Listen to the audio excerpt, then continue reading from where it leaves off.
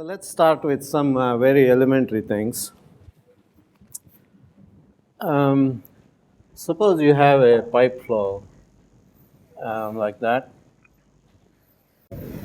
and through that you have a flow, say Q, and you pick a certain place downstream where you measure the pressure across two points which are separated by length L, and you plot this pressure difference, delta P as they call it, L, let's say, as a function of Q. So when Q is small, that is, the flow rate here is small, the relationship is linear, and something about which people know a lot. And then somewhere along this line, when Q increases beyond a certain point, you will have a nonlinear behavior set in, and nobody really knows exactly what they say. This is linear here, and nobody knows exactly what that is. Empirically, it is something like, say, Q to the power 1.8 or something like that. And this transition from linear behavior to this nonlinear behavior occurs around here. And this is the transition from one state of the flow to the other. This state is a laminar state, so-called, because through the pipe, if you inject a piece of dye, say a line like that, and what it will do is it will remain like that more or less. Whereas if you pick a state in here and you inject the dye, same dye, then very soon after it will break up and fill the entire pipe and mix this dye through the fluid. So similarly, if you had, let's say, an environment like this, which call the turbulent, in this environment, let's say you put in two particles separated by a distance r, and let these 2 points evolve as a function of time, and you plotted r as a function of time, say r t plus t. Initially, the two particles separate more or less linearly, and then they will separate again, not known theoretically, but one thinks it will go like t to the power 3.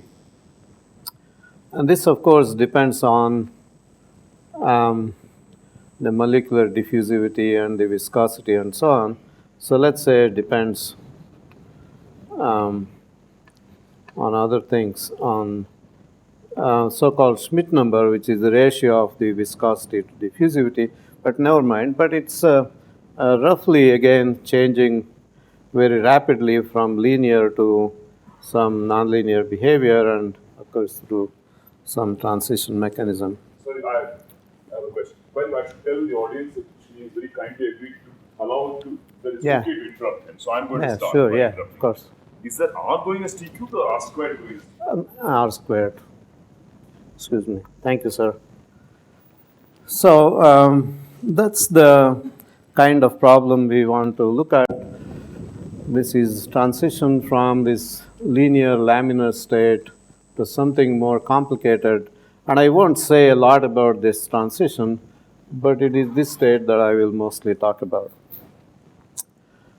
And generally, one thinks that a lot of the details are contained in the equations called as the Navier-Stokes equations.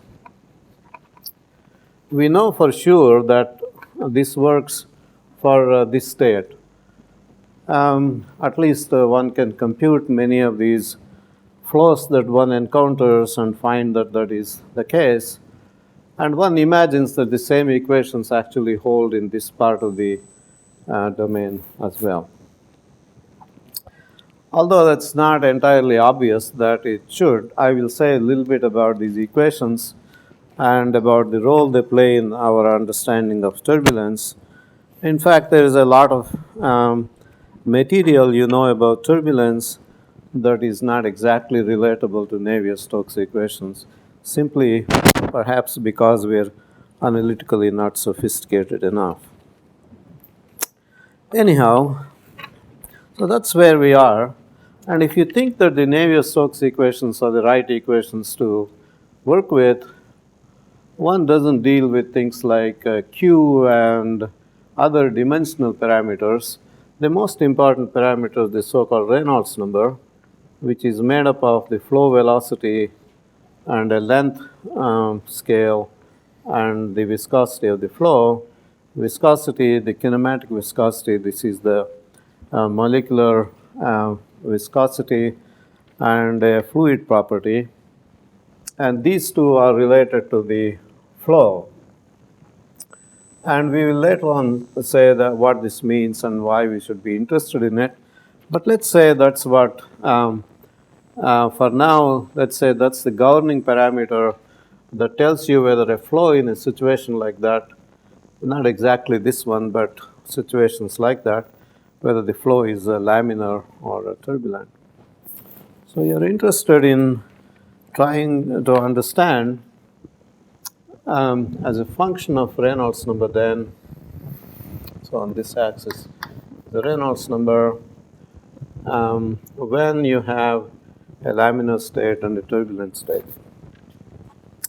So one imagines that there is a Reynolds number here, say RET, beyond which the flow is turbulent. Now, as I said, this transition may be abrupt in some cases. It's laminar up to here and turbulent thereafter.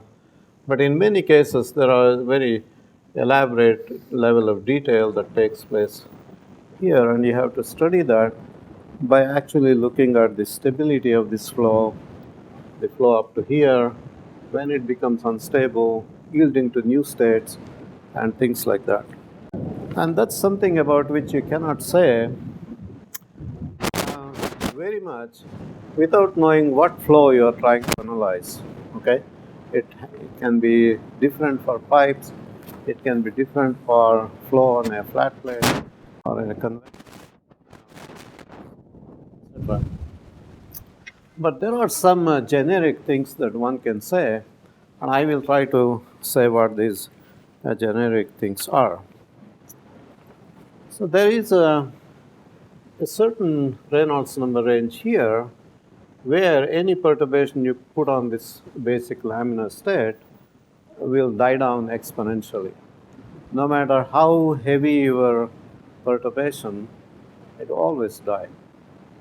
So this you can evaluate in some simple way, at least get an estimate of that. And I can tell you what people generally do. What people generally do is, so you have a basic state, which could be this laminar state, and now you put a perturbation on it. Although this is not exactly a good example for the kind of things I am going to say, I will still continue to refer to it, but think of it only metaphorically. If you put a perturbation on it, if the perturbation dies down, of course, you continue to have the laminar state, but otherwise you might have a something more complicated. And the question often is there a Reynolds number below which any perturbation, any sort, any magnitude will just die? And this is usually computed by the so-called energy theory.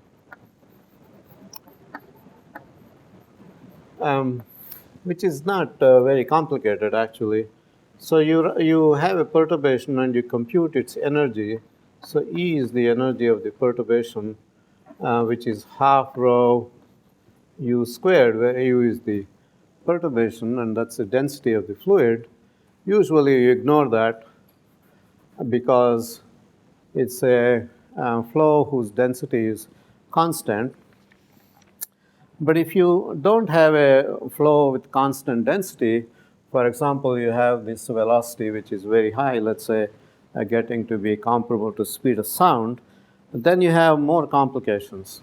You have many more complications there that I may refer to at some point or the other. But for now, we assume that the flow is not compressible, that is, its constant density.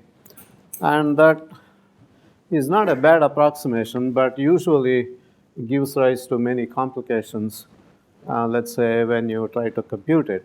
And you will see later on what those complications might be. So you write an equation for this energy of the perturbation starting from these equations. But now let's say what I really want is the integral of the perturbation over the volume. So that's what this E is here. And if you write it schematically, you can write it as P minus 1 over R, say D. And I will later on look at the equations in detail, and then I will show you what this P and what this D is and all that. But for now, let's say schematically, that's how it is written.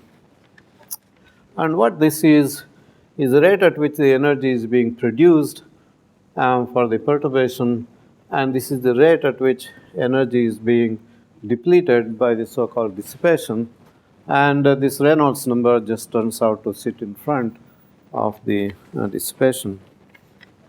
So let me write what each of them is. This P is simply something like, again, the volume integral ui, uj.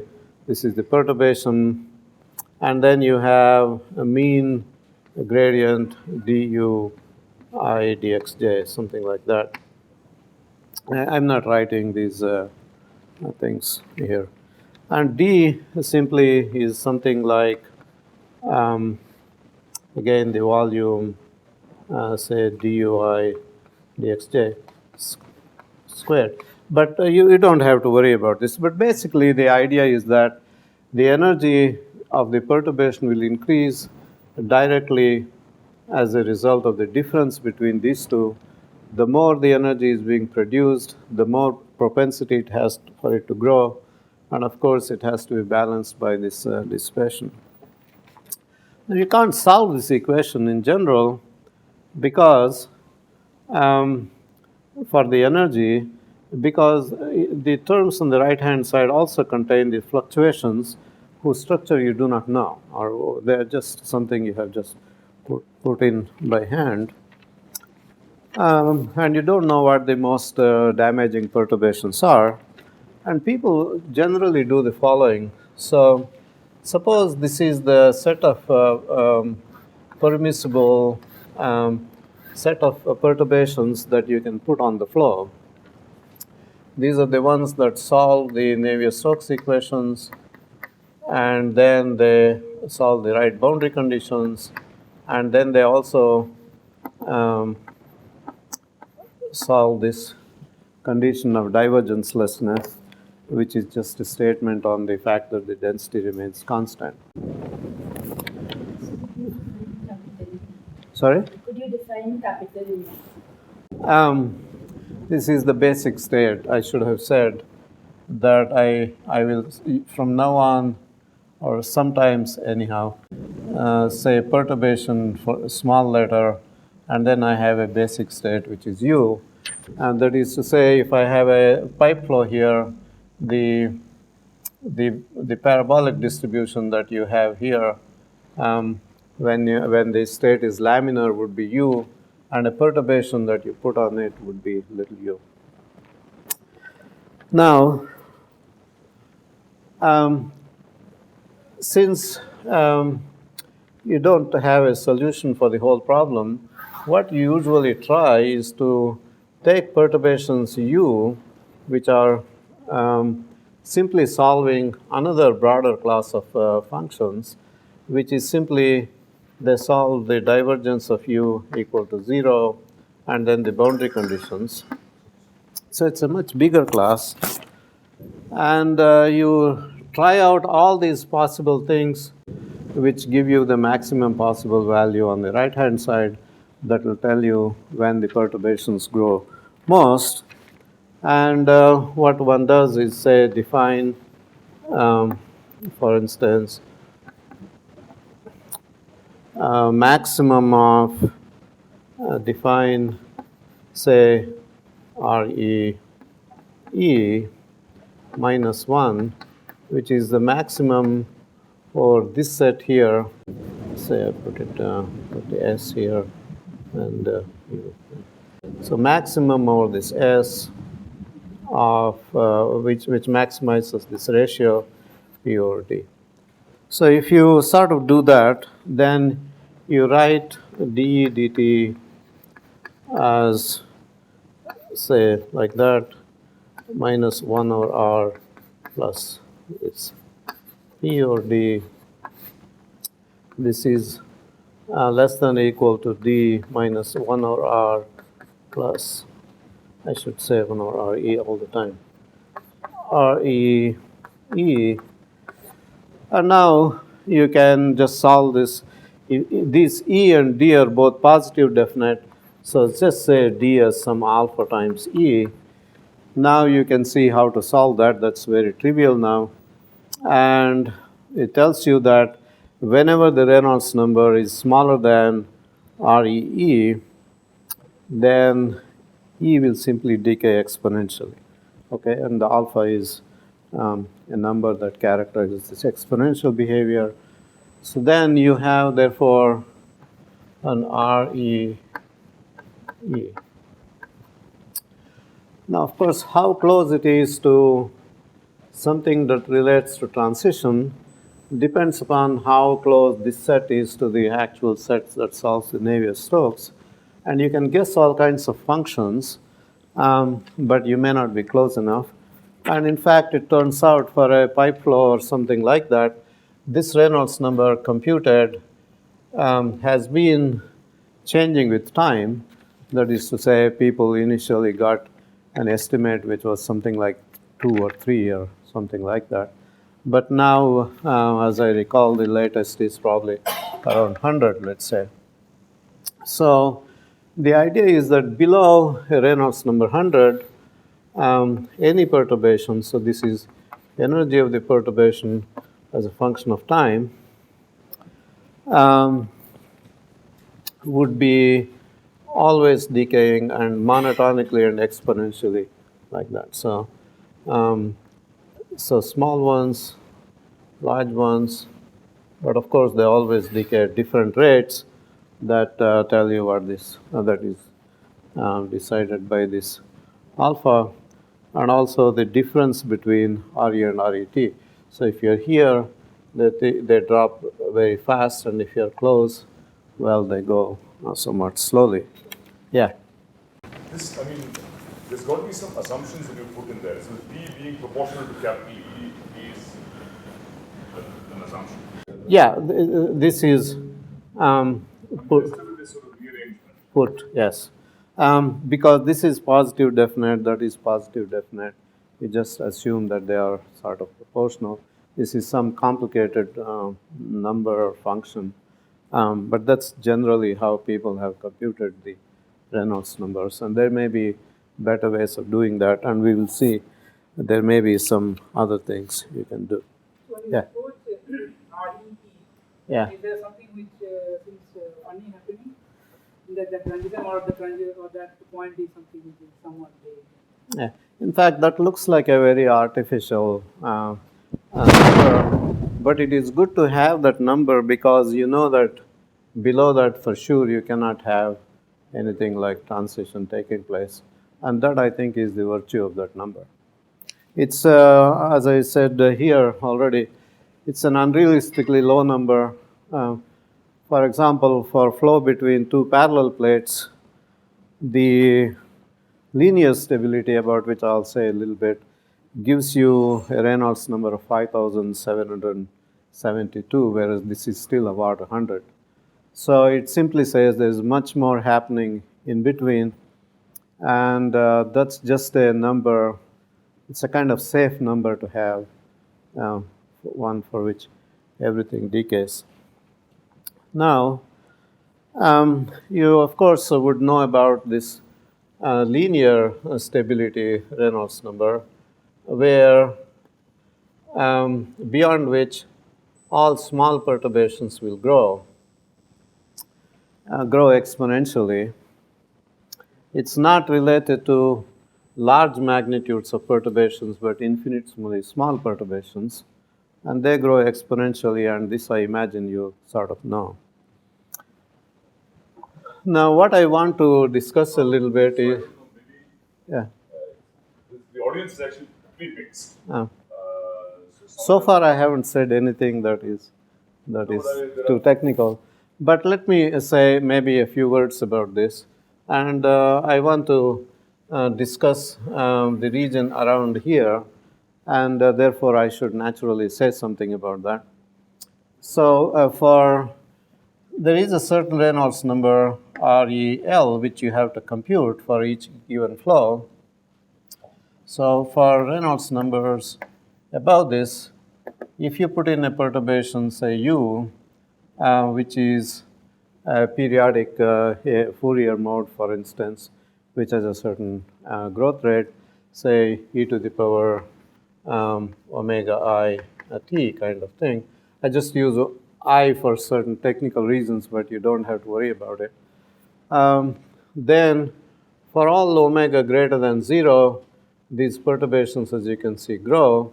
And for omega I less than 0, they will vanish. But the constraint is that the perturbations are really very tiny. That is so tiny that any nonlinearities are unimportant.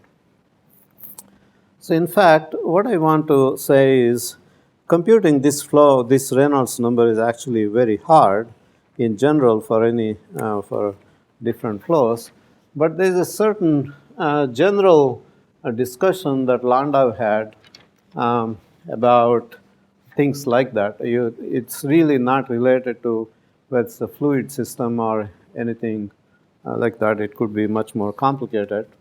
Yeah. I'll just go back slightly. So Yeah. in this definition of d by dt, Yeah. so somehow it looks also natural that if E does not change in time, Yes. then it is a way to check what is my 1 over R in some sense. That's true. Yeah.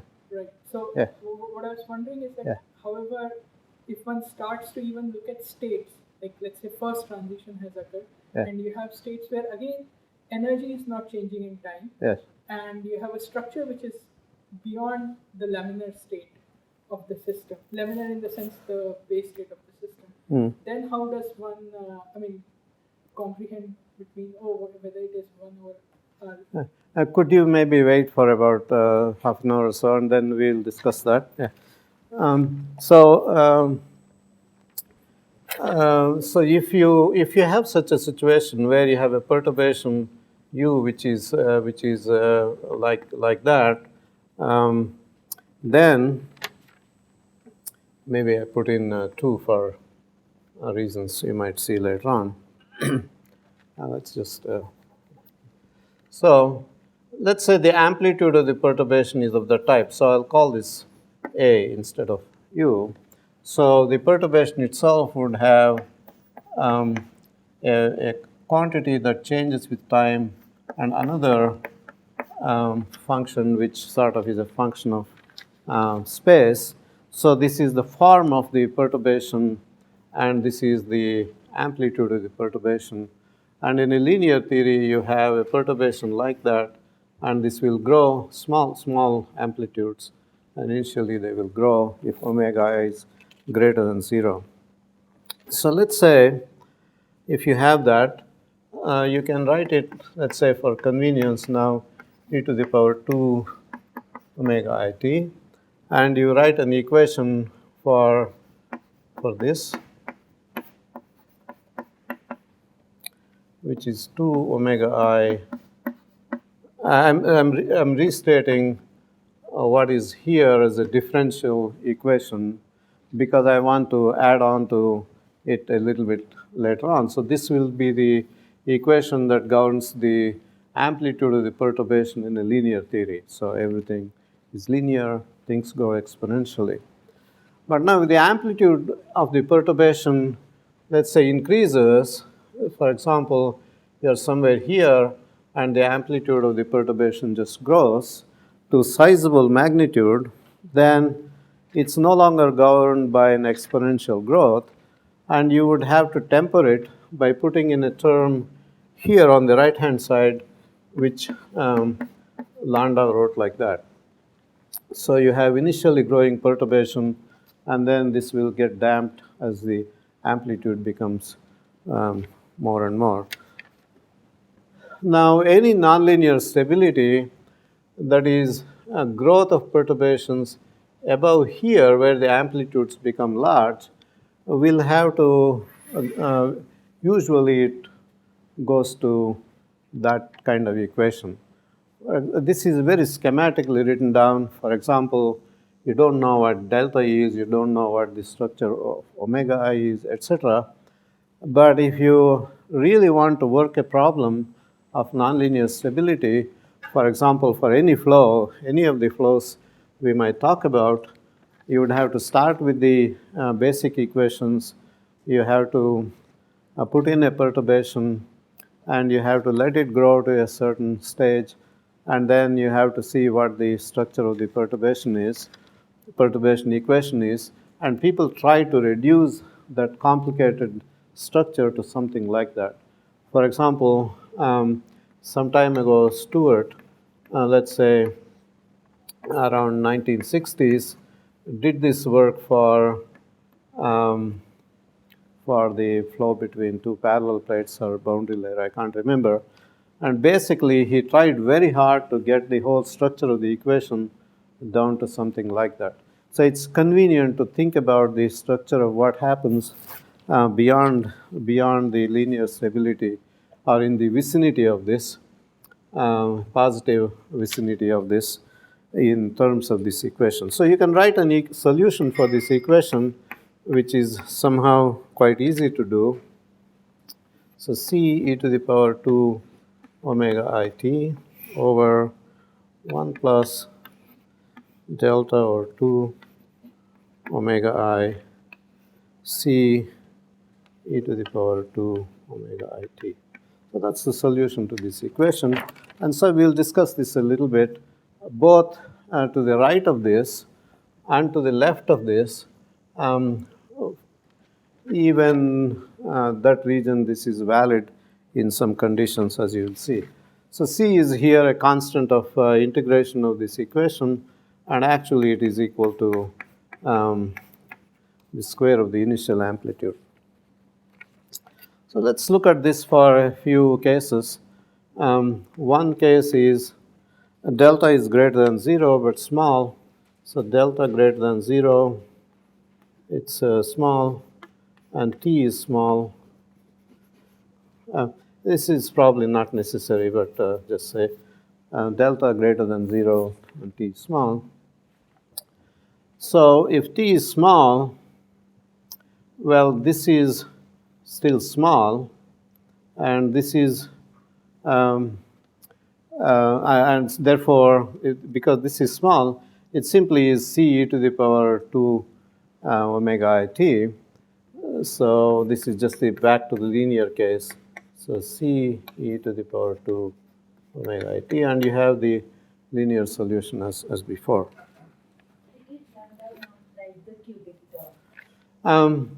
It's no, not written right, but generally you're writing an equation for the square of the amplitude, and the next one is the square of that. So it's just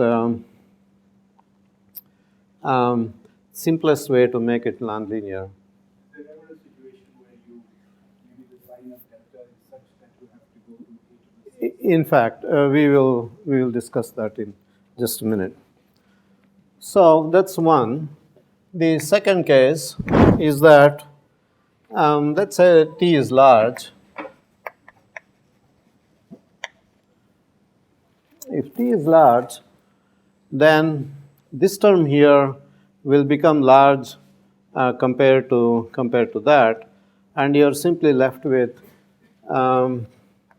something like a squared is a naught squared 2 omega I or delta. Well, that's what you'll have. Therefore, the idea is simply that initially the amplitude of the perturbation grows exponentially. So like that. So it will be like that. Okay. And when t is large, the amplitude of the oscillation or the perturbation saturates to something like that. So that's this quantity here will be a square root of this.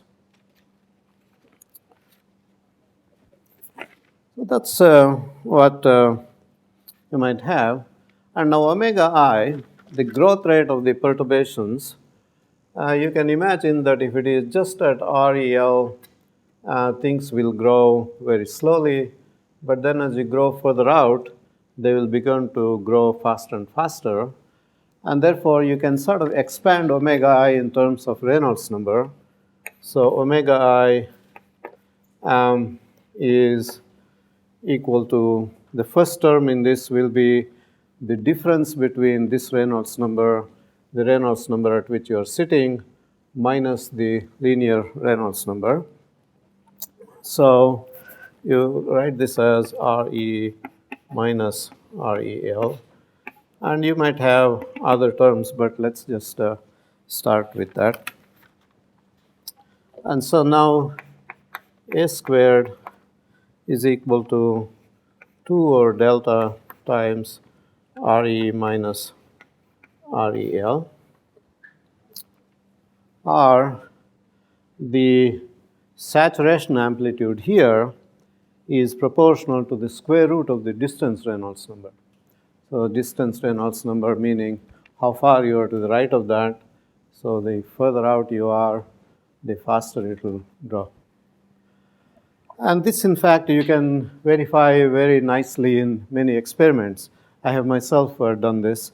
And it is there. What you can do is you can measure all these things and get these coefficients empirically. You don't, I mean, doing it theoretically is much harder, but empirically you can determine all that relatively simply. And now let's go to the question that Subodh was asking, and that is, let's say delta, instead of being positive, which was our original intent, because we wanted to sort of moderate the growth of this. So instead of growing exponentially forever, you have a saturation state, which is what actually happens. For example, the one way to simply see that, the most easy one in which I was able to do all this was, if you have a flow behind a cylinder, and then you have this kind of thing. Initially, you know that you would have vortex shedding like that. And you have a periodic state. So you can go from below REL to above REL instantly. That is, you sort of have a flow here that you can control. And then you can see the perturbations grow exponentially. And depending on how low the noise level in your apparatus is, you can actually see perturbations that are very low in amplitude, and they take a time to grow, and then they saturate. And you can actually go from below somewhere here to here or here or here by design, and you can construct the whole thing very easily. Now, let's say, for argument's sake, that delta is less than 0. And then, of course, this will grow forever if you're on the right-hand side of REL. And of course, you don't want anything that grows forever. So presumably, you can actually write down what that time is at which the amplitude becomes infinity, because this term and this term will have to, this will be equal to -1. And, omega I, remember what's going on here. Yeah, okay. So you will get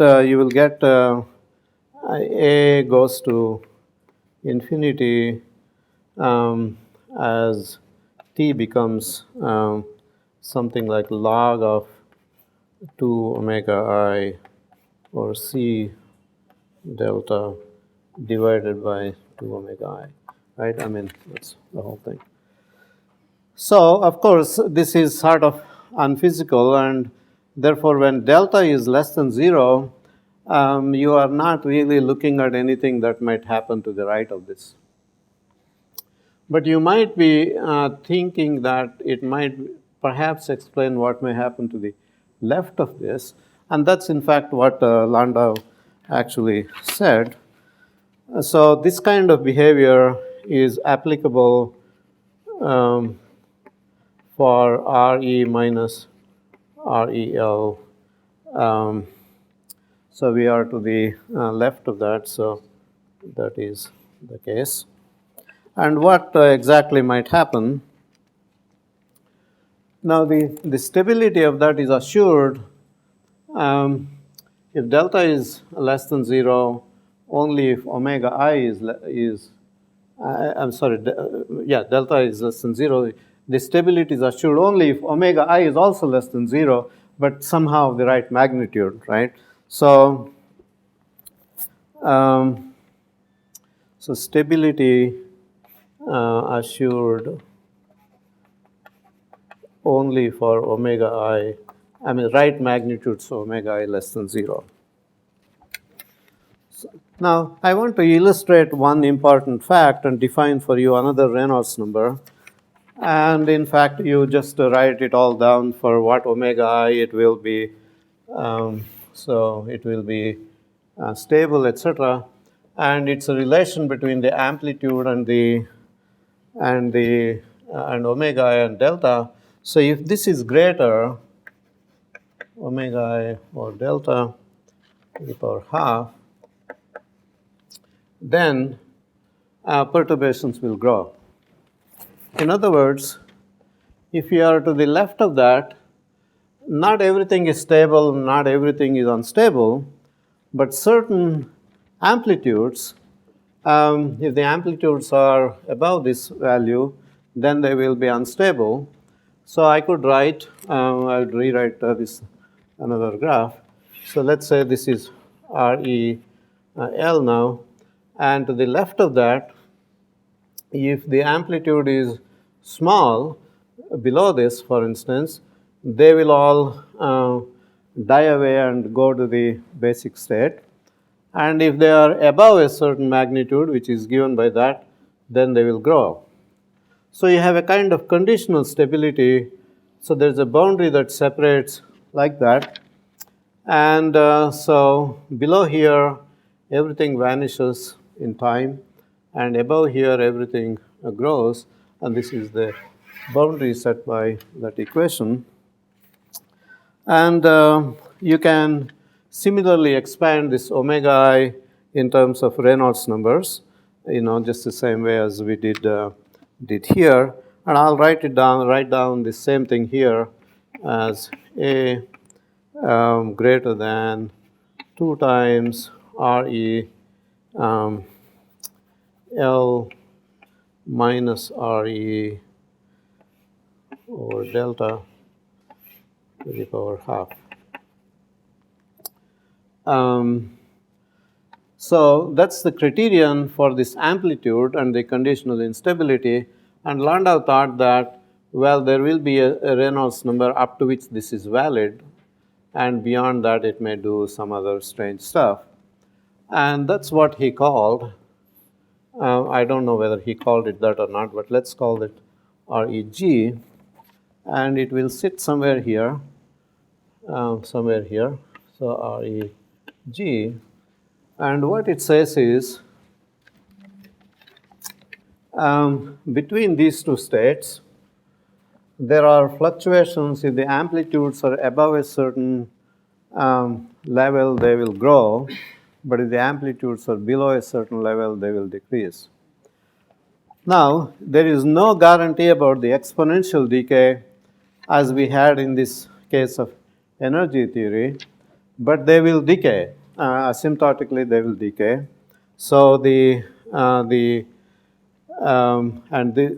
sort of tells you what I'm going to say. So if you have very small perturbations, they will all decay like that. If we are in this region, and if we are above that, so the perturbations eventually decay. That's what you can assure from here. But of course, they may initially grow and then decay. Now, this is the kind of, I use the letter G in order to imply that it is global stability of the flow somehow.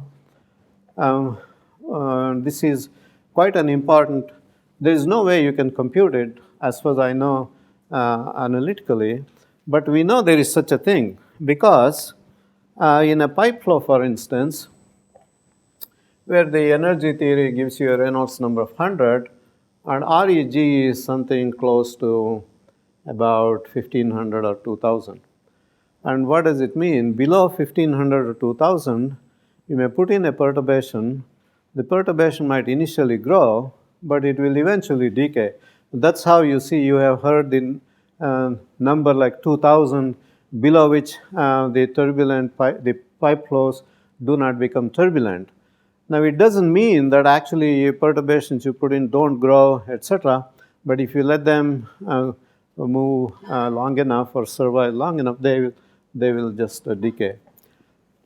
So this, let's say, is of the order of thousands. For example, flow between parallel plates, it's about 1500 again.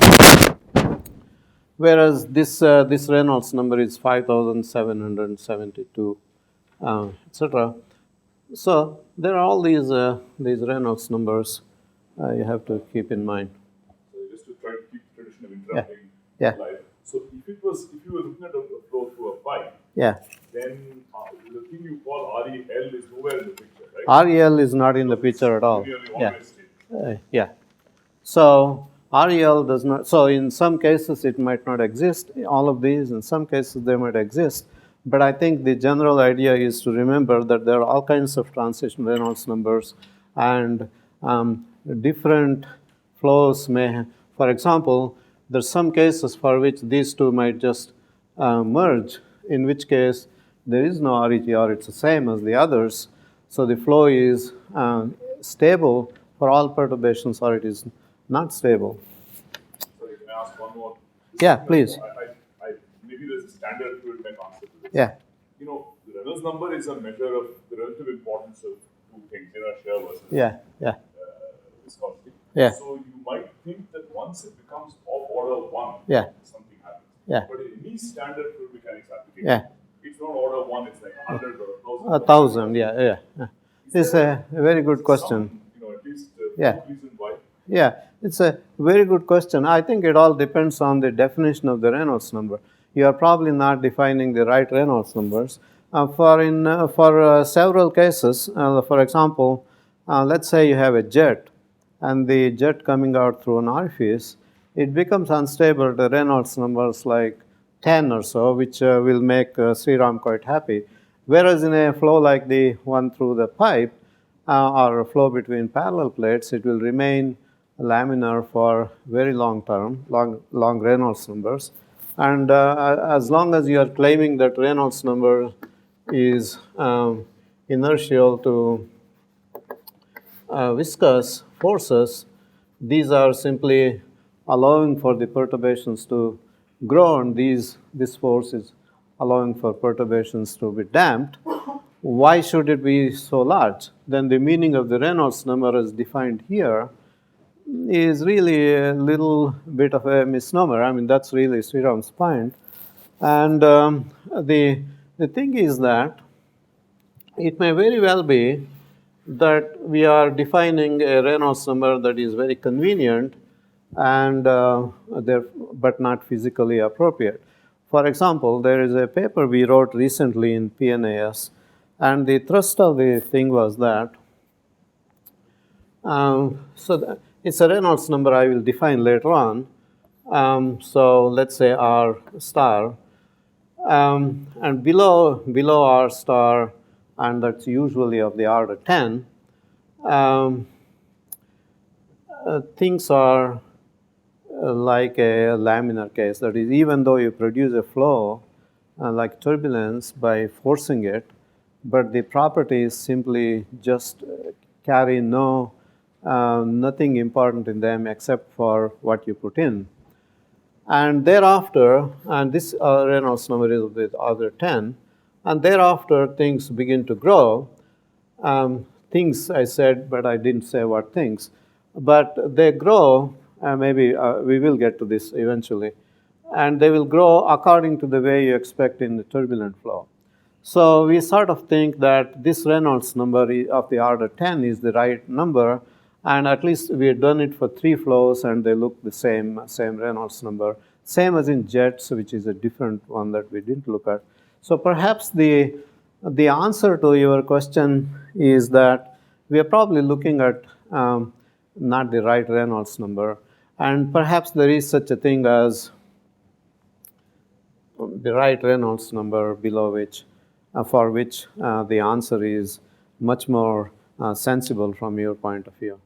How do you design that? This is, we will come to that later on, but it is simply like a microscale Reynolds number, but we'll come to that in due course. Yeah.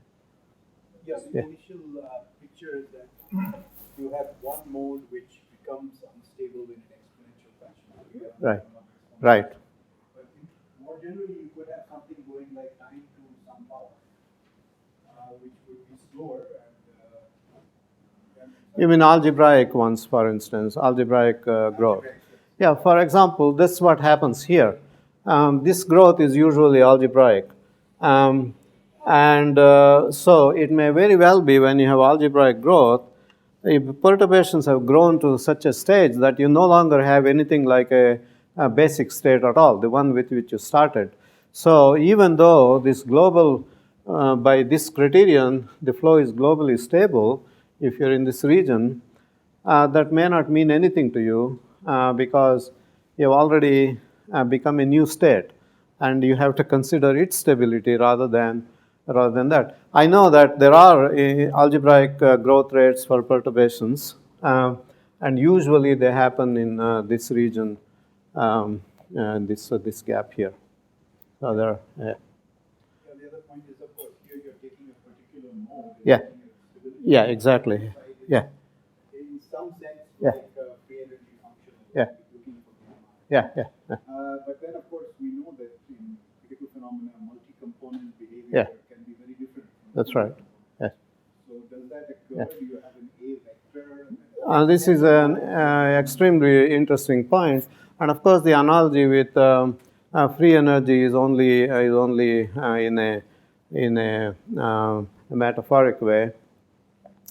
But usually, what people do is they try to force a certain mode in an experiment instead of letting the flow just take whatever it wants to take. The nice thing is that there is some reasonable understanding that the two instances are sort of similar, but I mean, that's not exactly true. It's a question that many fluid dynamics experiments have sort of shoved under the rug. So it's not very surprising that you are the one to ask it. But the argument usually is that if there are many frequencies, for instance, each of them grows at its own rate. And let's say you have a growth rate curve like that. And the one that eventually dominate will be the one with the fastest growth rate, and therefore the others will become subdominant, and this will be the one that will carry the day. In fact, that's what happens, but that's then what you find is it's not neatly exponential like here. There is a very complicated looking thing. And so what people generally do is to suppress all this and simply introduce a perturbation here and look at its thing. So you never get a situation where that distribution is flat over a finite period? At least for the ones that I know, people have computed, and this is something you have to compute by hand. It is usually like that. And I mean, there are many things one can say about this, but maybe not just yet. But basically, that's the idea. I don't know anything for which it is like that. Do you know any, Rama?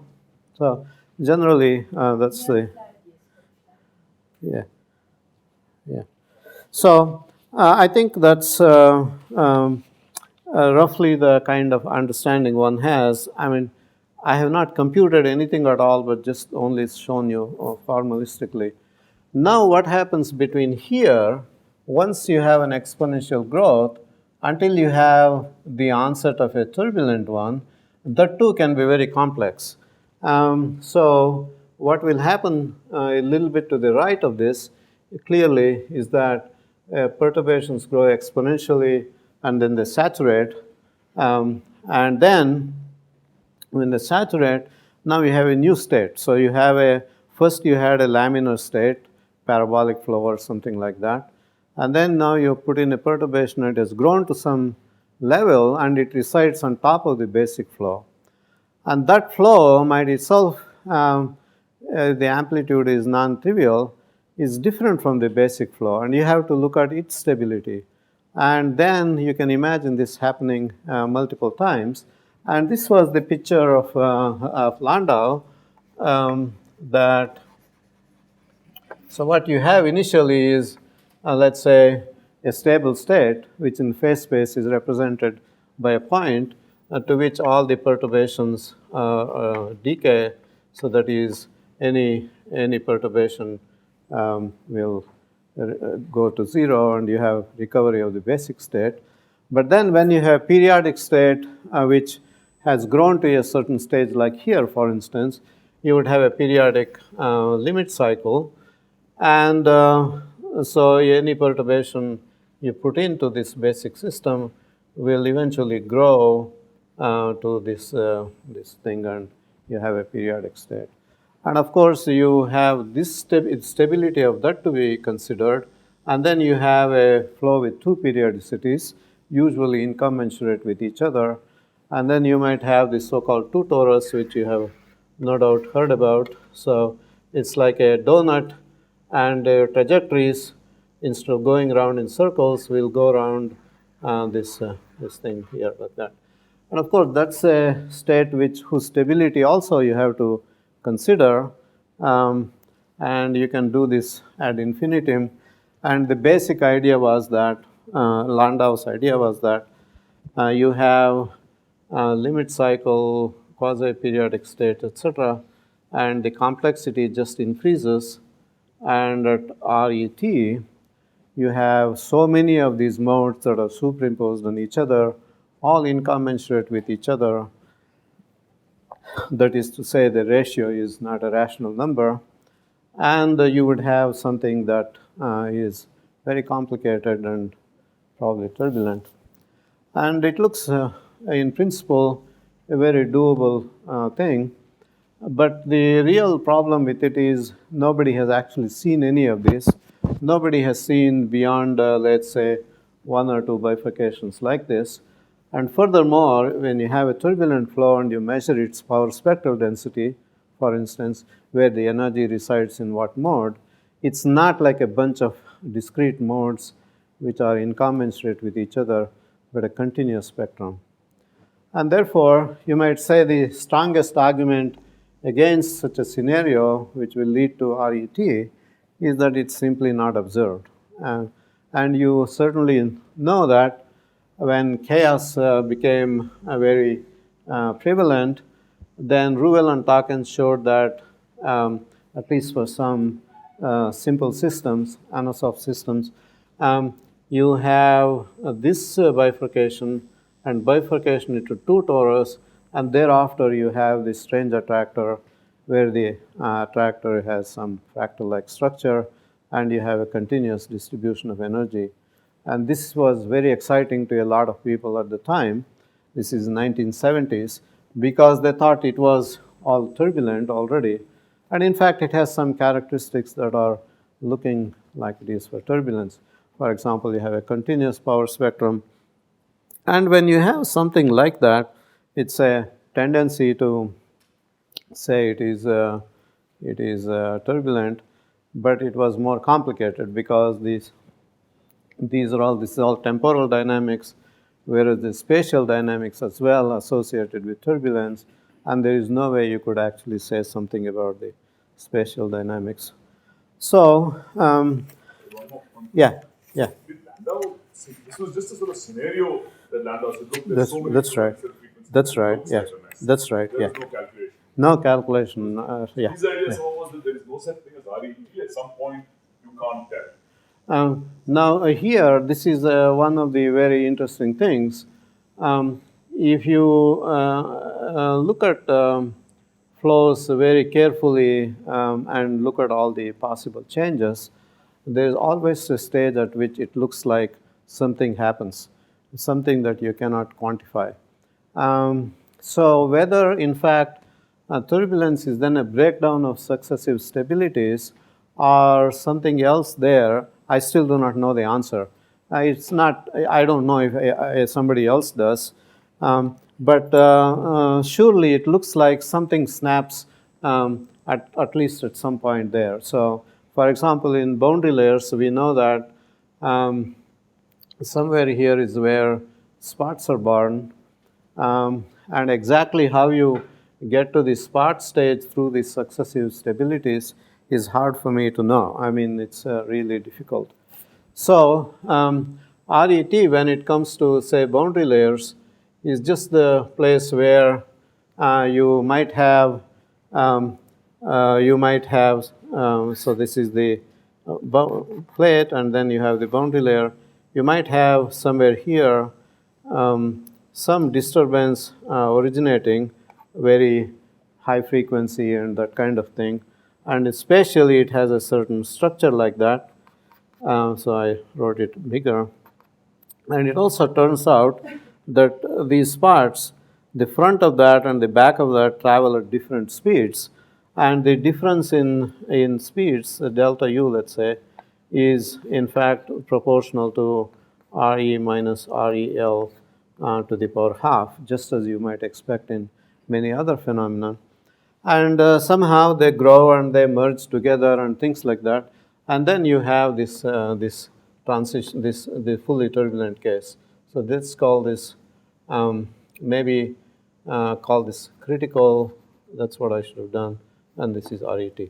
So this is a point where turbulence just begins and turbulence ends. I mean the formation of turbulence. So in the spatial case I was describing, you might have a local disturbance like that, which has within it all characteristics of turbulence, but then as they grow, they might fill up the whole apparatus, or there might be others which might be born, and with they merge and everything happens. And this part is very well documented, and Rama here has studied a lot of this stuff for the boundary layer, for instance. And Rodam Narasimha studied this quite a bit at length. So this part is all still pretty empirical in terms of spot growth rates and things like that. I do not know anyone who has actually shown this result theoretically, but we know this to be empirically true. So that's a sort of very rich phenomenology and a lot of analysis that has gone on in describing the states of the flow.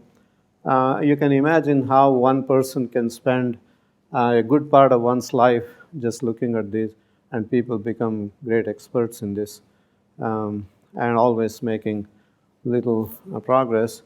For example, there is a famous book, Drazen and Reed, in hydrodynamic stability, and Reed was in this vicinity for the channel flow for all his life. That's all he did.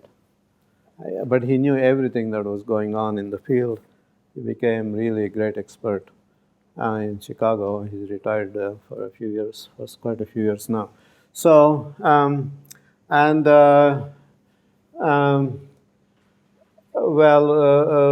you know, this is of great interest to engineers, this region where turbulence begins and turbulence sort of is fully formed. And in fact, a very large number of people have spent a whole lot of lives on that. So that's the nature of the field, because things are very complicated to calculate. Only people like Landau could just go through whole physics very simply, like this kind, using this kind of arguments.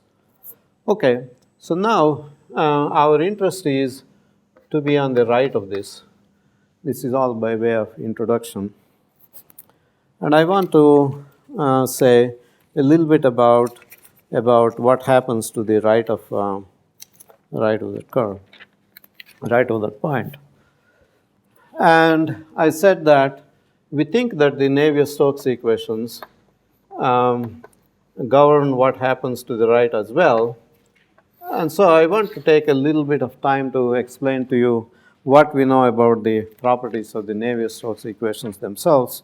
If some of you are mathematically inclined, you might find that discussion quite interesting. So far, I have not even written down the equations, etc. But now I will write them down, although I will not do anything with them for quite a while. This is only to show that the equations are they don't have any mystery to them. That is, you have the right number of variables and the right number of equations, and you can, in principle, given an initial state and the boundary conditions, actually evolve the equations to find all possible things that may be in them. Now, how to extract certain features from the equations is still not clear. You may remember the statement that Feynman once made. Well, everything may be in Schrodinger's equation. We don't know whether there's a frog in the Schrodinger or a cat or whatever. I'm just summarizing the statement for you. But we need to know how to extract such features from the equations the same way for the Navier-Stokes, and we don't exactly know how to do that. So we have the equation that I'm going to take rho equals constant. As I said, if the density is not constant, then it becomes a little bit more complicated. And we have the conservation of momentum, which will be, so this is the velocity in any direction I, and you have here, say, uj dui dxj, and 1 over rho dp dxi plus nu and Laplacian of this. And the mass conservation equation simply boils down to this simple equation. Divergence of the velocity is 0. Now you have 3 equations here for each of these I, and this is a dummy index, so you'll have to sum it over the 3 coordinates. And so 3 equations, and here's the fourth equation for 3 velocities and a pressure. So you can actually eliminate pressure altogether by taking, let's say, by operating on this, and you will then have a Poisson equation for the pressure, and you can invert it, and you can write the whole thing in terms of velocities if that makes you happier, but I don't have to do it for now. So basically, you have the right number of equations for the right number of variables, and therefore, if you believe that Navier-Stokes equations tell you what is happening here, there is no mystery at all. In principle, you can solve this for each of these variables, and you can do whatever you want, your average, whatever you want to do with it, except that we don't know how to do that. In fact, what we know about the Navier-Stokes equations, I can summarize for you in a small number of statements. First of all, we don't know whether it has global regularity. That is to say, whether it ever becomes singular in a region, for instance. And this is, as you know, a Clay Millennium Prize. So if you demonstrate the R, otherwise demonstrate its regularity or otherwise, you have $1 million waiting for you. Now, many attempts have been made to discuss this, and I will tell you what we know at the moment. The most recent one, which was also to me most disappointing, was by this guy,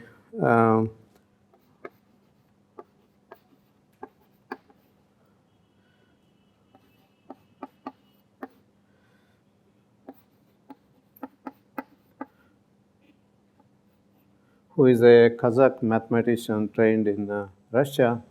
He claimed that the certain class of solutions of Navier-Stokes that maintain global regularity.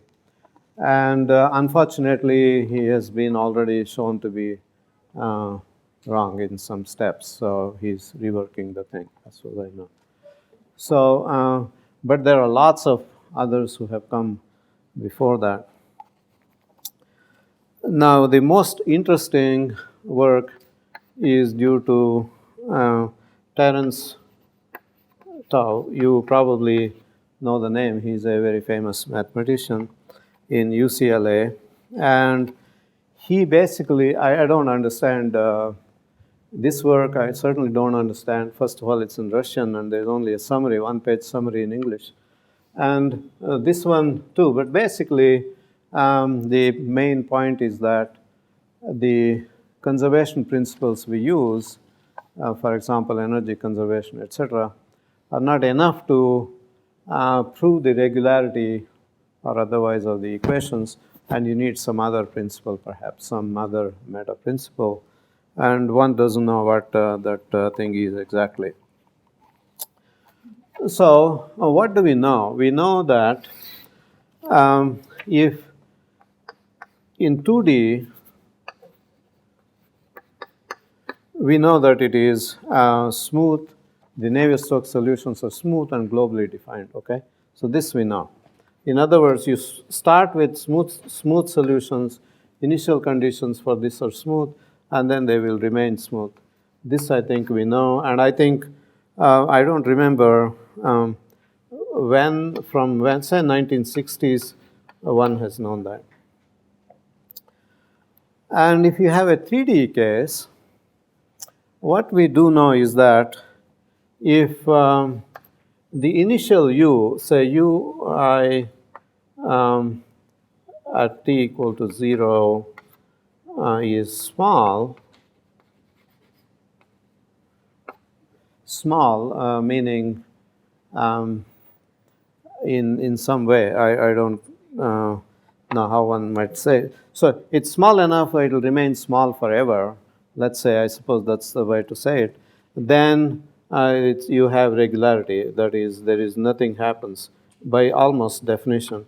That is, you start with very small perturbations, perhaps, and then, for example, you may have a situation like here.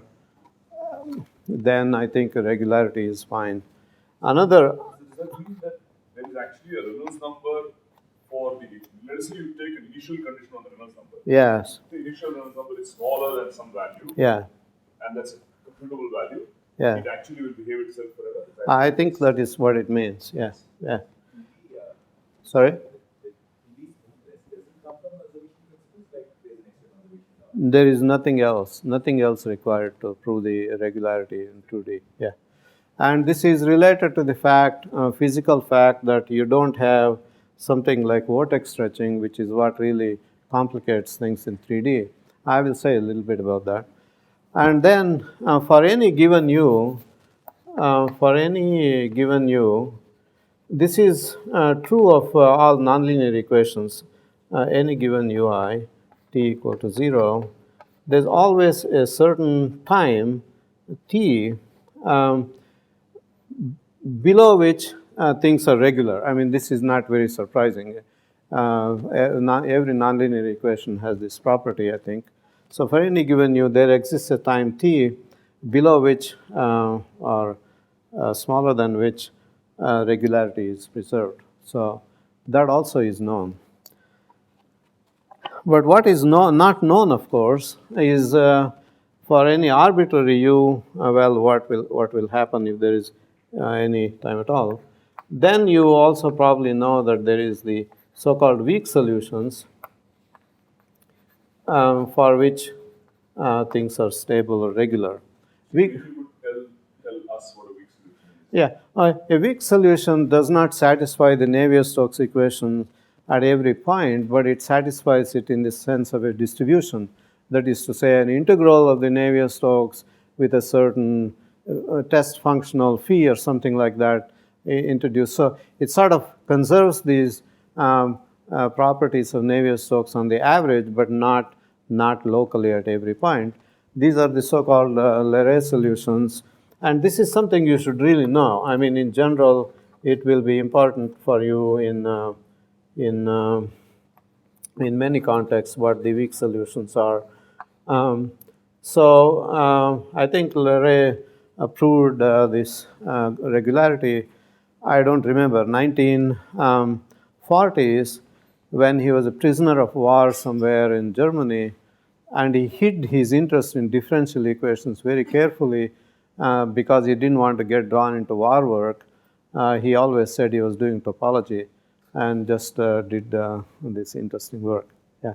So these weak solutions can be thought of as somehow producing the right moments of the Yes, that's correct. up to a finite. That's correct. But Exactly. Right? Presumably not. Presumably not. Yeah, exactly. Yeah, exactly. So I think this is all really known about these mathematically. I think this literature is very fascinating in my view. But there is one other thing that is important that is known, and this is due to Caffarelli. I don't know if I think I have it. Caffarelli, Cohn, and Nirenberg.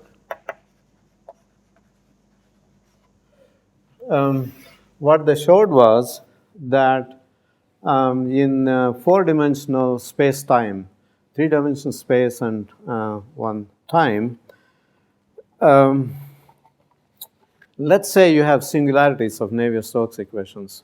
They didn't show whether the singularities exist or not, but they showed that the set of singularities, if they exist, have a dimension which is less than 1.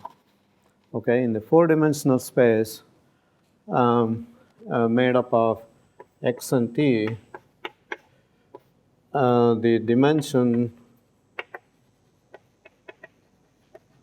of the set of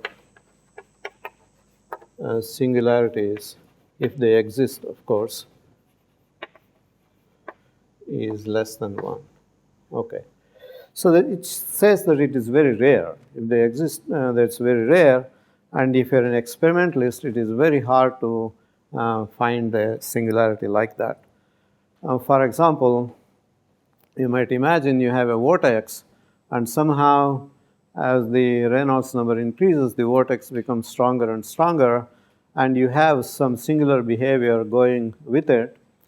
But the problem is, if in fact the singularities are so rare, it would be very hard to find it. You would not know when such a thing happens or not.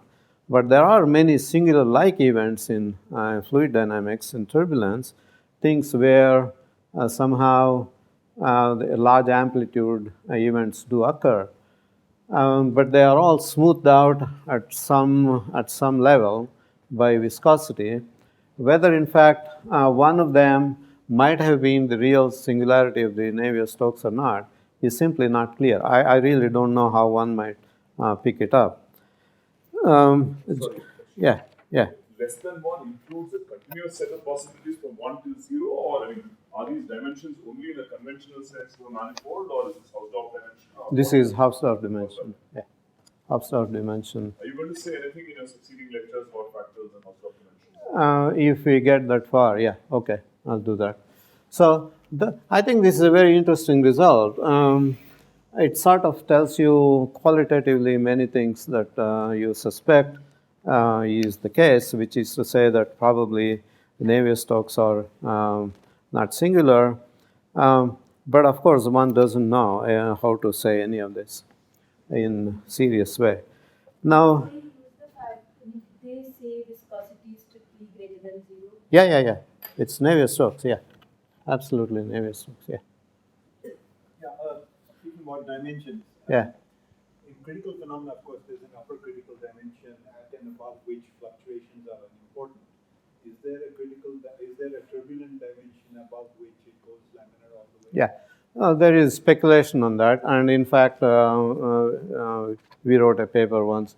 If you have, instead of 3-dimensional space, a 4-dimensional space, presumably it will behave itself. That is, I'm not even sure what I'm exactly saying, but in 4 dimensions, it's not possible to have turbulence, something like that. I will have to recollect my own paper one day. But somehow, the general idea in turbulence, as we have seen through this exercise, is that this is already high Reynolds number at which instability happens, and you have all these stages, and therefore turbulence is a high Reynolds number phenomena in general. And of course, one doesn't know how high is high. And I will say a little bit about it in a few minutes. But there is always a thought that if the Reynolds number is very high, which means that I wrote down the definition of the Reynolds number somewhere, but it is UL over nu.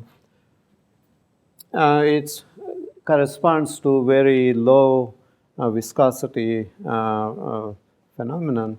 And of course, you might say, well, why not put viscosity equal to 0 and study the properties of the equations that result? That is, this is put to 0. And these are the Euler equations that actually came about, much earlier than the Navier-Stokes. And Euler, by the way, when he wrote down his equation, thought he had solved the whole problem. And he really goes into a very enthusiastic description of the value of the equations, and he says the only thing we have to do is to know how to solve those equations. And it turns out that this is not exactly true, and that's the origin of the boundary layers, and you have many boundary layer type phenomenon in fluid dynamics. But in fact, there are many aspects that are like Euler. For example, if you have a flow around a cylinder like this, the flow goes around it, and then something messy does happen. And the messy part that happens is because the boundary layers on the cylinder will separate, and then they just mix with each other and things like that. But the front part of the flow is really as if there is no viscosity. I mean, there is a little part here sticking to the wall, but really it doesn't influence anything until it separates, and then you have a big mess. So, in fact, there are very large segments of the flow which behave as if viscosity does not exist. And therefore, there is a lot of interest in trying to understand the behavior of the Euler equations. And I might tell you a little bit about what we know in these roughly mathematical senses I have put down for you, especially the singularities of the Euler equations. And you probably have heard about the finite time singularities of the Euler equations, which is to say, you put in a perturbation, and that grows to infinity in finite time. So you will have things like growing like 1 over t minus t to the power beta. So at t equals, little t equals this t, solutions blow up. Now, of course, nobody has actually shown that finite time singularities actually exist for Euler. In fact, it's interesting because numerically, people have studied this very elaborately and very carefully, and you always have a problem. When you're singular, your grid resolution becomes an issue, and you have to refine it. And how do you refine it? Whether you have to refine it in some systematic way, or you have to, that is in some self-similar way, or you do it in some other way. Now, all of that may have an impact on the result, and you may be interested to know that I know 17 attempts. This is science by statistics, and 10 of them say yes, and 7 of them say no. So it's not exactly equally split, but almost equally split about the singularities. Yeah. So the moment there is another problem, right? Because the moment you put Euler equations onto a grid, you would be working with a Galerkin truncated system. Yes. Which anyways has an equipartition kind of a solution. So how you differentiate between low, because equipartition would just give a k-square. Yeah, sure. Yeah. So presumably, I mean that's one argument, one strong argument as to why turbulence is highly non-equilibrium. At least it's not equipartition, because the spectrum would then be like k squared as normally defined, whereas you have a k to the power minus something. So presumably there is a finite time over which these solutions may be valid. I mean, this k squared spectrum takes a long time, so maybe there is a time. So, but here there is an interesting result that exists, which you probably also know. It's called, I think, I'm just trying to see who the first author is, that's all. Yeah, it's Beal, Kato, Maida. Do you know this result? Which tells you what the singularity of the Euler equations like. So basically, it says that you have to look at the norm of vorticity, and depending on what happens to vorticity, everything else is either singular or not. So what you have to do is to look at some norm of vorticity and look at, say, I just put some norm which I'm not going to define, say d tau. If this is less than infinity, so the integral of the norm of some norm of vorticity, if this behaves well, everything else behaves well. So that's the theorem. And so you don't have to look at pressure, you don't have to look at dissipation and this sort of stuff. All of that is contained here. And it also says that if in fact there is such a behavior, then beta has to be less than 1. So if you are doing it numerically and you find that over some part of the domain it actually has this kind of behavior, it better have beta less than 1. Otherwise it violates this theorem, as I can show if we have a little bit more time.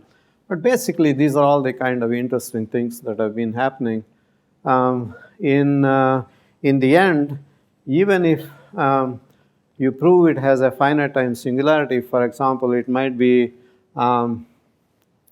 e to the power log to the power something. I mean, this mathematically it might be finite time, but it may not have any relevance to anything that you can actually see. I mean, if it is e to the power t times e to the power t or something like that, it's very hard for us to know what it actually means in the real thing. But so I think it's important that you should know that the by the way, as I said earlier, we think that these equations govern turbulence, but if they have singularities and things like that, exactly what happens and what relation it has to observations and where the equations may break down, etc., one doesn't exactly know, okay? But for all practical purposes, we think that's what matters, and we go on from there. So that's all by way of let's say, diversion for our main task, which is to look at turbulence. And I will now try to describe for you, without again equations, some characteristic of turbulence that one always ought to keep in mind, more or less. So the first observation I want to make is that the Reynolds numbers are large.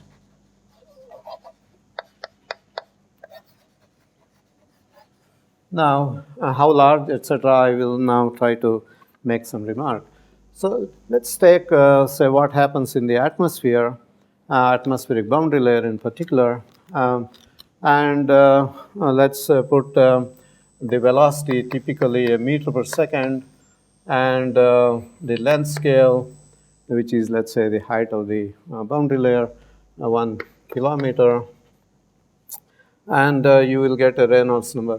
Viscosity is about 0.15 centimeters square per second, and you get a Reynolds number which is UL over nu. Maybe I should put U, big U. So UL over nu, something like 10 power 8. I have rounded it off to some number which is not important. So if this is a kind of, this is not the only typical problem in which you are interested, but this is an important problem. And also you can talk about flow around the aircraft, around ships, etc.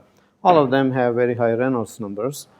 And so the goal of many experimental studies is to create flows in a laboratory whose Reynolds numbers are high, as high as possible. Usually people have always worked with air and water, which doesn't allow that much flexibility because it has a fixed viscosity, and you can of course change the viscosity by changing pressure, but you have limitations of how far you can go. And you can't have too many very large apparatus, etc. So you always are limited in Reynolds numbers. And when you're limited in Reynolds numbers, it's always like high energy physics, where you want to go a little bit higher in Reynolds number because you think that you missed something really important. And therefore, this desire to go to higher and higher Reynolds numbers has been a kind of a bane on the community in general. And similarly with simulations, you have today certain size computers. Already people are planning for exercise machines to do the same thing on a bigger scale, more or less. I'm trivializing it somewhat. And why does one want to do that? Because you think you have just missed the mark by a little bit. And this is always the case with the last 2 data points that you get. You also remember Feynman saying once that you never trust the last decimal point in your experimental graph, because you already pushed your apparatus to perform at its possible peak there, and it may just not be right limit. So what people have done is use other fluids to create high Reynolds numbers. If you believe Navier-Stokes are the governing equations, and a very simple dimensional type of argument, similarity argument, it's called dynamic similarity in the jargon, it will tell you that it's not the viscosity that matters, it is the Reynolds number, 1 over the Reynolds number, okay? If you normalize all this by a certain standard velocity and the length scales by a certain standard length scale. And so it doesn't matter what fluid it is, and what length scale and what velocity scale, but you just create your high Reynolds numbers. Of course, there is already a little bit of a problem in that argument, because there are certain features there in the equations that may not be appropriate to the flow, etc. We can discuss that if you want later on. So one of the things which has caught on as a bit of fashion is to use, instead of air or water, say cryogenic helium. Cryogenic helium has a viscosity which is very small compared to that of air or water. And let's say, for example, you can create cryogenic helium. Its properties vary on which part of the phase plane it is. So you can go to a certain point in the phase plane and pick out what kind of viscosity and density you have. And you can, by using cryogenic helium, it's possible, for instance, to change, let's say, viscosity from 10 power minus 4 to 1 centimeter squared per second. So you have a broad range of variability possible already. So in comparison with, let's say, air, which is like that, you can see the big advantage you get by using helium. Let's see. You have a factor of 1,000. So you can get the same Reynolds number in an apparatus which is 1,000 times as small, and it has many other problems, but in principle, that seems to be one way of doing that.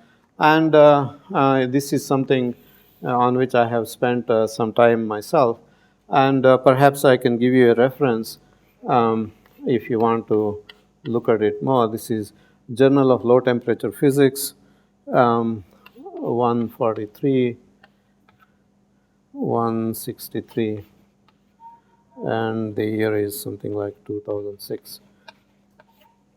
So there we looked at what possibilities exist.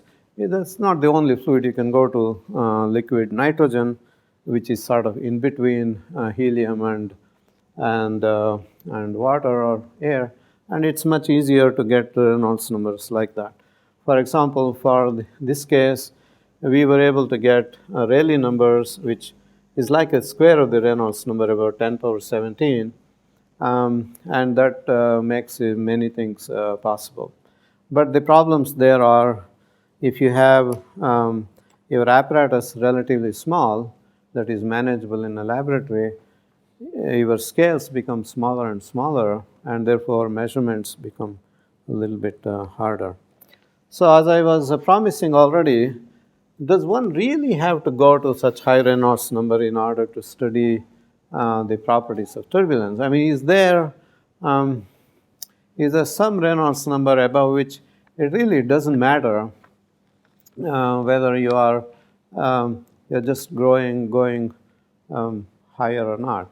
I mean, that seemed like a very important question to us, and so this has been looked at as well.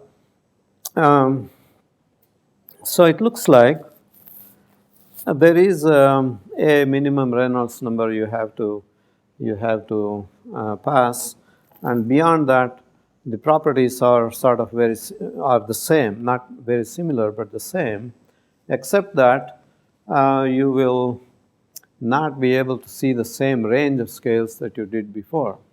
Now, this is something you can say very simply, but to sort of say it a bit more professionally is more difficult, and you can look it up. I just give you another reference, which is PNAS. This is Proceedings of the National Academy of Sciences, 111, 10961, 2014.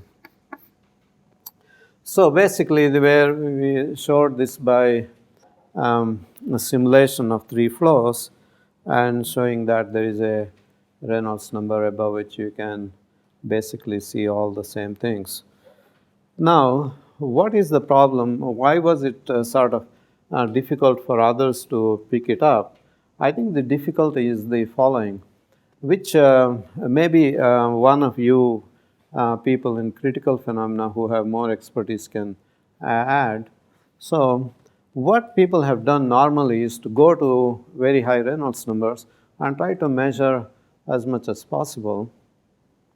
And always when you go to high Reynolds numbers, measurements become hard. On the other hand, it looks like if you have a finite Reynolds numbers, but measure everything very carefully, and all the scales down to the very lowest scale possible very carefully, then you can already begin to see in these very carefully measured cases how it differs from very high Reynolds number phenomena if it is to be picked up. So it seems to me that sometimes it is important for you to pick a finite value of the parameter and then look at that system very carefully in great detail, and resolve it as well as possible in terms of measurements. I don't know if this sounds right to you from other points of view or not, but it looks like that's a valuable point of view to take. It's no use measuring things at some finite Reynolds numbers in some sloppy way, and then, say that this is a high Reynolds number phenomenon. So you have one possibility of pushing the Reynolds number to very high values, and you can get some things there. But there's another way in which, especially small scales and so on, whose properties you want to know, whether they correspond to high Reynolds numbers or not. And to do that, you have to resolve the scales well. Your instrumentation has to be right, your resolution on the computer has to be right, etc.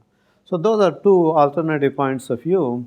Both of them have some value to them, and if you ever get interested in making measurements, I think that's something you should keep in mind. Okay. So the second point I want to make is that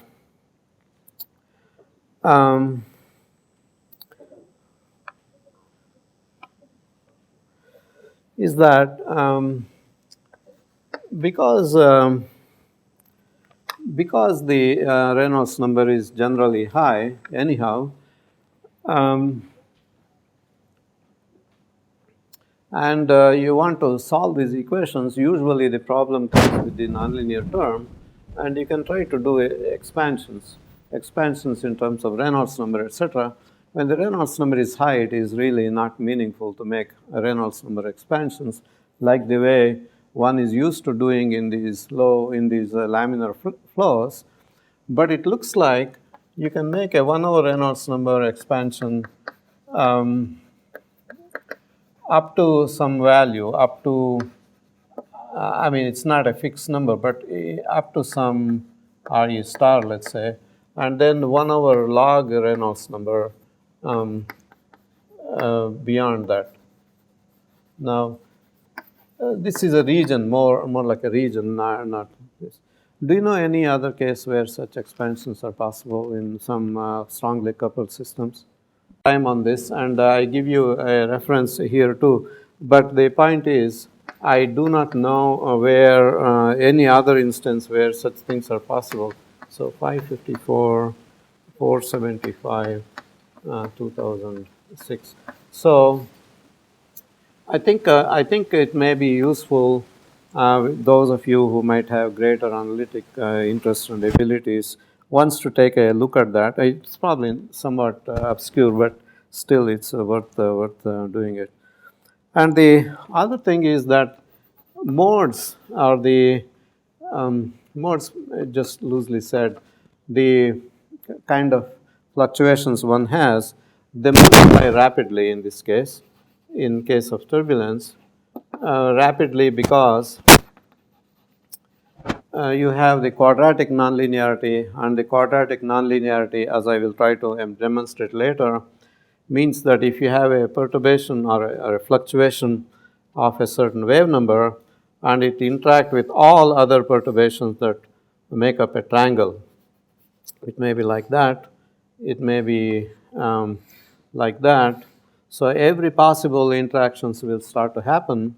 So if you have k and say k prime interacting together, you will have a k double prime, and this k double prime depends on, of course, this k and k prime. So not every arbitrary interactions occur, but the interactions that can occur are very, very large in number. And so the traditional thinking is that you have to keep the kind of picture I'm going to say in your mind very roughly for a long time, although it is not a very good one. Let's say you have a box. You have a box that contains a fluid, and you sort of shake the box, or either keep shaking it or just leave it on the table, whatever. Now, if you shake the box slowly and at very low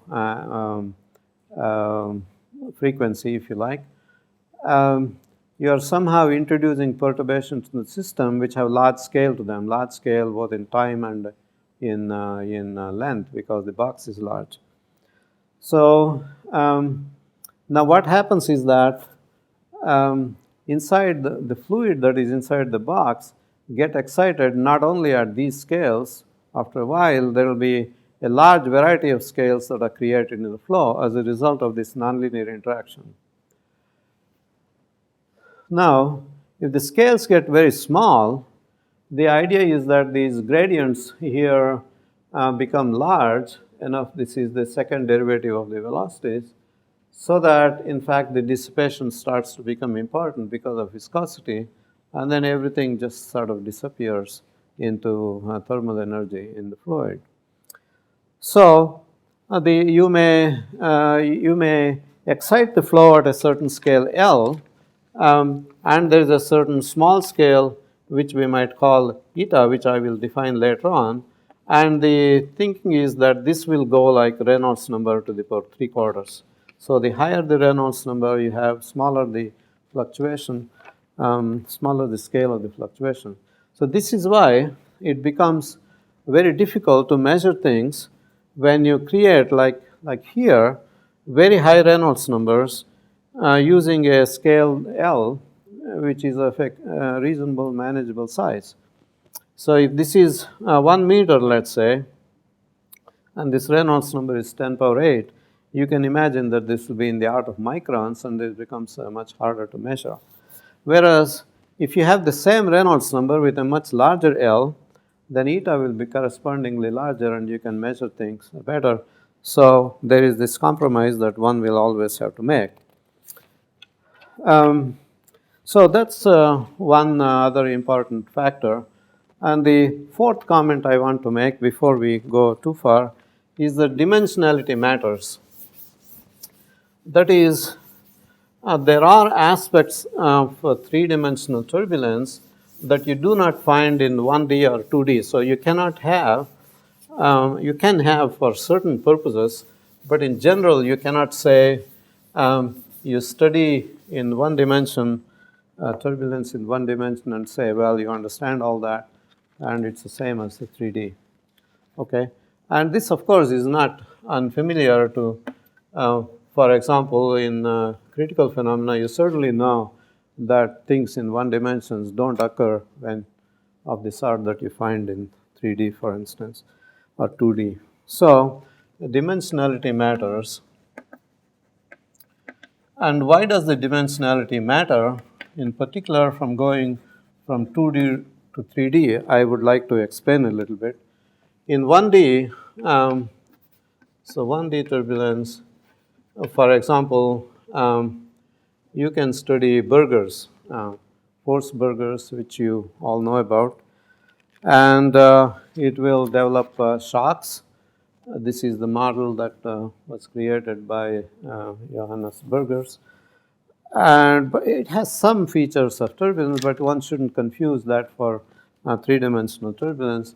And the 2D, for instance, which has again many features, it will have fluctuations, it will have vortices, all of that, but it is not the same as 3D, simply because, well, first of all, maybe there is something to do with the regularity of the equations themselves.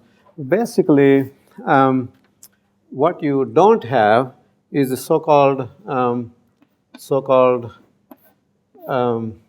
vortex stretching term. So I will later on show that when you take these equations here and you take the curl, you operate with the curl operator, this becomes vorticity, and then this will disappear.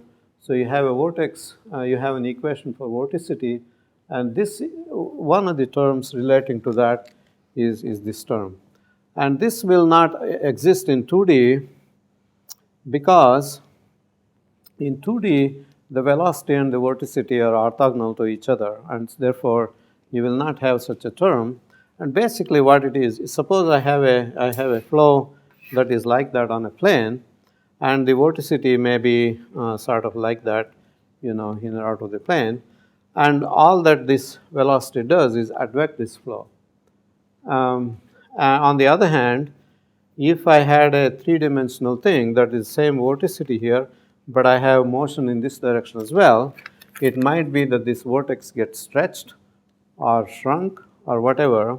And when that happens, as you know in your common experience with what do you call these things that you spin? What do you call them? And you stretch the thing and it'll spin faster. Well, ballet situation, people, when they shrink themselves somehow by pulling their arms in, they spin faster, for instance. So basically, by stretching or compressing these vortices, you can create fluctuations or enhance the fluctuations or not.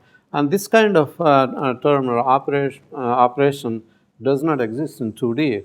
And this is in fact quite often the reason why perturbations amplify. Even though we didn't have any recourse to that when we talked about stability and things become unstable, vortex stretching is one reason why things become unstable. And so 2D does not have all the features of that. For example, this too has perturbations, a large range of perturbations, etc. But if you look at small scales of those, the distribution is a Gaussian, whereas in this case it is not a Gaussian. It's very far from Gaussian. And in fact, people think that those properties are very important to describe three-dimensional turbulence. So I think there is a whole lot of people who think that anything other than 3D actually doesn't make any sense, although I believe myself that you can learn a lot by going into 2D and 1D. But still, you just remember that. And the fifth point I want to make is that turbulence is extremely diffusive.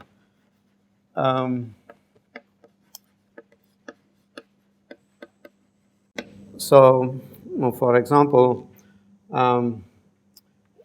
if you plot as a function of Reynolds number the diffusivity,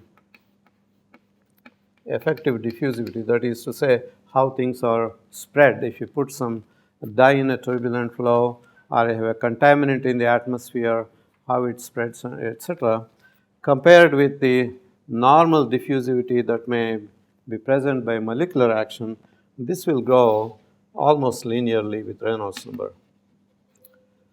For example, if the Reynolds number is very high, say 10 power 7, 10 power 8, you will then have a substance, if you think of turbulence medium as a substance, which will be far more diffusive than any other solid that I know.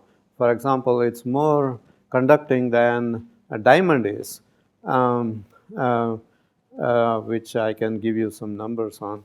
Subodh is already skeptical about my statement, but by and large that is true. So it becomes diffusive, conductive, or whatever, at a very high Reynolds number in an extremely efficient way, effective way. Now this diffusion coefficient, this one here, doesn't go like square root t. It will grow some other power, and you have this anomalous diffusion, as it is often called. Then, when should we stop?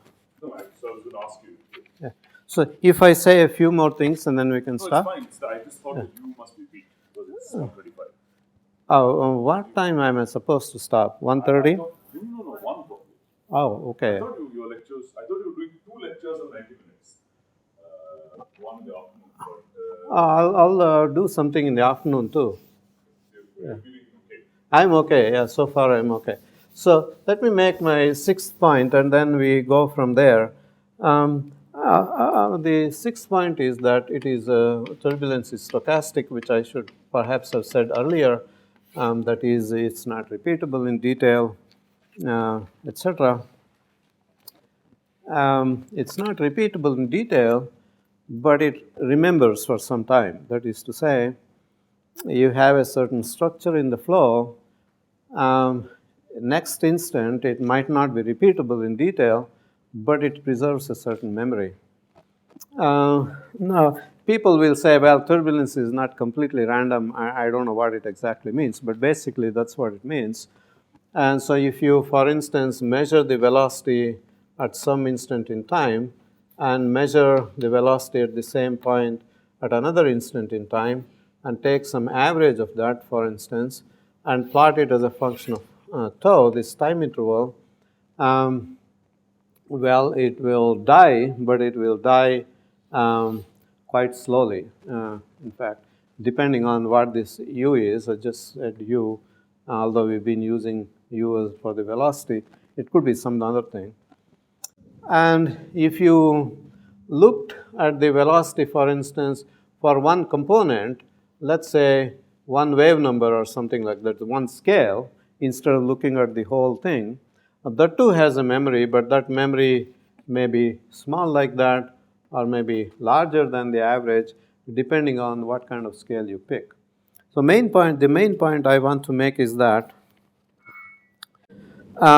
you have a very large number of modes of the sort we just discussed somewhere, all interacting with each other with a finite memory, and you want to do some kind of statistical mechanics of this, right? I mean, that's the thing you would do. If you have many modes interacting somehow, and even though these are stochastic, their mean properties are not. That is, if you measure a flow at a certain Reynolds number for certain conditions, one day to next day, one lab to another lab, they're repeatable.